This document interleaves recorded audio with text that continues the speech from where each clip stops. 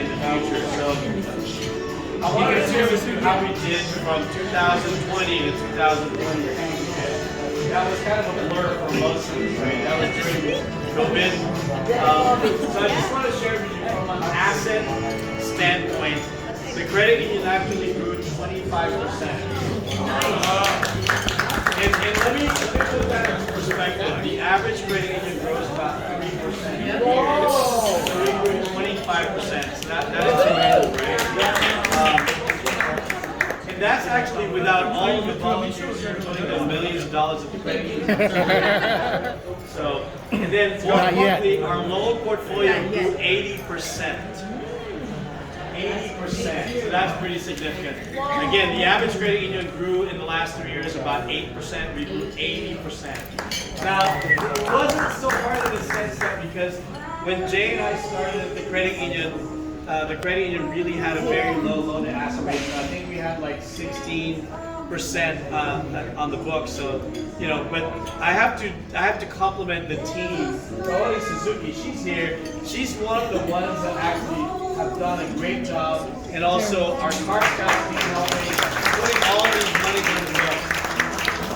It's funny because when we first started doing this, Kaori was afraid about taking on that responsibility. Now I have to kind of pull her back and tell her, like, slow down, Cody. You're doing too much loans. You're running out of money for mahjong money. Mommy knows that.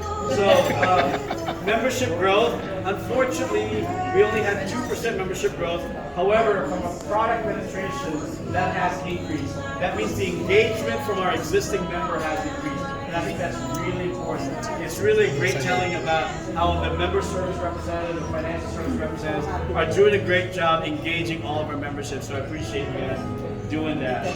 Our seg relations, we had none when we first started, but thank you to Tess and Fred. They're awesome. They're out there. Fred is like that Where's Waldo? Right? I mean, you look at any type of Filipino event, Fred will be there, and if he's not there, he's the one taking the photo. Right? So again, they're doing a good job.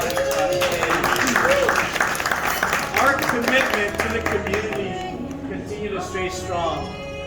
We have donated a lot of food to the community, to the healthcare or frontline workers. We also continue to donate.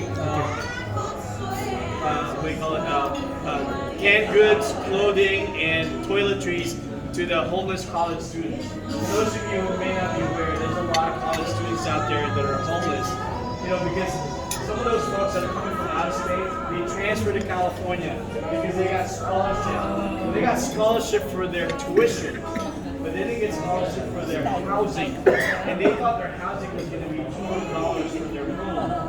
Well, that's not enough. That was the taxes that they'll pay for those rooms. So, you know, again, there's a lot of those that are actually living in their car that are in colleges, and we want to make sure that we can continue to support and help those kids grow and be able to get through college. So, and just last kicked out of the Mabuhay boardroom, filled with donations. It's full. I don't have an office. It's literally full. I work in the boardroom. I couldn't go into the credit union because there were so many donations that were sitting there that Fred said you don't have a space to work.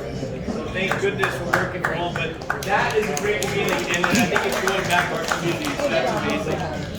We allocate enough money to sponsor and make sure we participate in all of the Japanese American and the Filipino American community events. And you know, I don't have enough time to ramble off all of it, but you can bother Fred with all of that detail. But Fred has probably a third of our fourth packet that all Fred does and tests and show us all the things that we do throughout the community. And I really, really think that we are meeting our mission and our goal to have a difference in our community. And I commend everybody for that.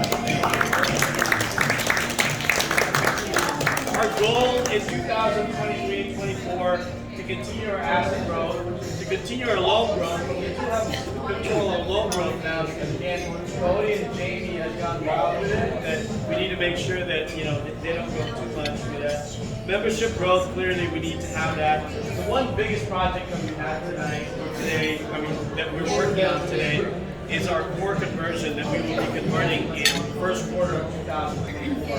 It will enhance our remote services, and we're actually going to be in the 21st century by the time we get to that conversion. We're really excited about that, so please give us a round of applause. All right. And last but not least, we couldn't have this event, the organization of Michio Tanzania. She's the one.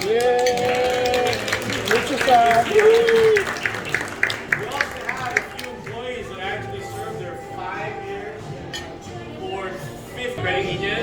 I think Jennifer has served her 5 years at the credit union.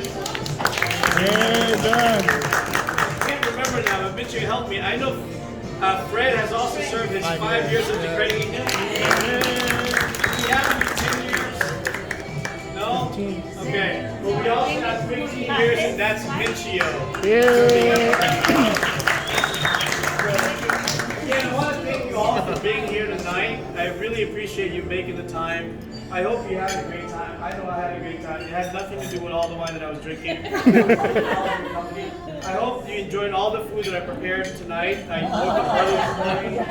And if you really enjoyed it, I did it. If you did, the chef screwed up. But anyway, thank you all. I hope you guys have a good, happy New Year in 2023. For any of the Chinese folks that are here, Happy New Year because that's tonight. And again, thank you all and have a safe drive home. Thank you. All the volunteers, we have some gifts for you guys.